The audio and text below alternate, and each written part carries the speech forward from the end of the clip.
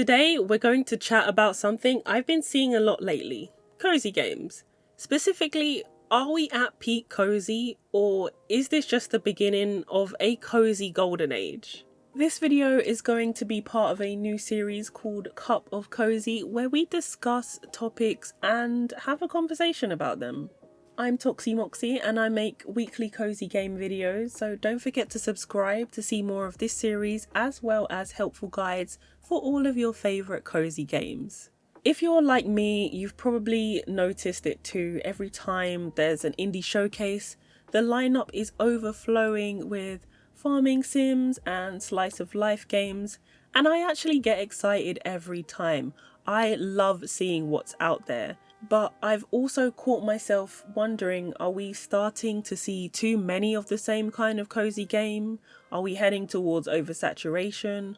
Or is this the start of something bigger? What do you think? Let's run it back a bit, because this cozy boom didn't happen overnight. For the longest time, cozy games were kind of niche and usually on Nintendo consoles. They had their own communities. They weren't really as mainstream as they are now.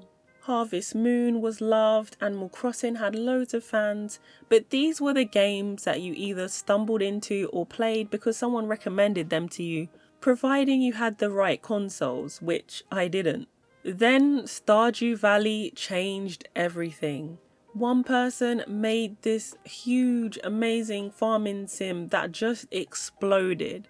It wasn't just popular, it became a cultural moment in gaming. Suddenly, people who didn't normally play farming sims were falling in love with Stardew, and this set an incredible standard for what cozy games could be.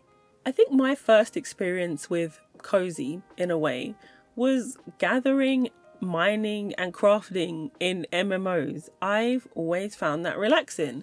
I used to play World of Warcraft, then Guild Wars 2, and now Final Fantasy 14, and I just love gathering and crafting things. It's just always been therapeutic for me. I don't know what it is about it, I just love it. So I think that's why I enjoyed Stardew Valley. It was those elements, but without the MMO grind, without the gear grind. It just had the parts I wanted. Then of course we had Animal Crossing New Horizons, which launched exactly at the right time. Lockdown hit and people were stuck at home. Suddenly millions of players were creating islands, visiting each other virtually, and realizing that cozy games weren't just cute little titles. They were a lifeline when a lot of people needed it most. New Horizons was actually the first Animal Crossing game I ever played. In fact, the Nintendo Switch was my first own Nintendo console, and I got it quite a few years after release, as I grew up playing PlayStation and Xbox, so I guess you could say I was late to the cozy game party. I grew up playing games like Final Fantasy. I am a huge Final Fantasy fan. I just love the game so much. I enjoy books and reading, so for me, when I play games, my main purpose is for a great story and characters, rather than battle systems and gameplay. Animal Crossing was a way to connect, a way to slow down, and a way to feel safe when the world didn't feel safe at all. And from that moment, cozy games went mainstream in a way they never had before. That brings us to where we are now, the cozy boom. The positives of this are amazing. We have more choice than ever: farming sims, life sims, story-driven mysteries, cooking games, even hybrids that combine cozy mechanics with survival or crafting. Something that I've noticed with cozy games is the range of diversity and representation compared to some other games. I am a person of colour, I'm black, as you probably guessed or seen, and it really means a lot when I see games that showcase a wide range of skin and hair options, but also pronouns, different gender options, and characters with chronic illnesses, disabilities, and different ages. Devs from all over the world are adding their voices to the genre, and it's giving us so much variety. I love indie games. And let's be honest, indie games are some of the only games that usually come out right at launch. Some, not all. Of course, all games can have launch issues, both indie and AAA, but I find that indie devs are focused and they have the freedom with creating an amazing game and story rather than having to bend for profits and investors. We're also starting to see subgenres, spooky cozy like Haunted Chocolatier, narrative cozy with visual novel elements, even cozy with combat like Rune Factory. And honestly, that variety is what makes the genre so exciting right now. But then there's the other side. When a genre gets popular, oversaturation can happen. Not every game that gets announced is going to bring something new, and I think we've all seen those trailers that just feel a little too familiar. It's another farming sim with crops, animal fishing, maybe mining, but there's nothing that really makes it stand out. Do not get me wrong.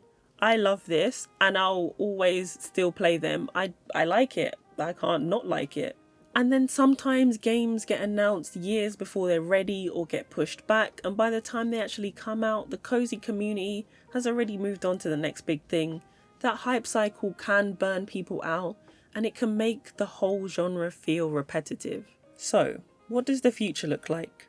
Personally, I don't think cozy gaming is anywhere near done. I think we're just at the start of seeing how broad and creative the space can really be. For me, I'd love to see more cozy games that take inspiration from anime or books and history.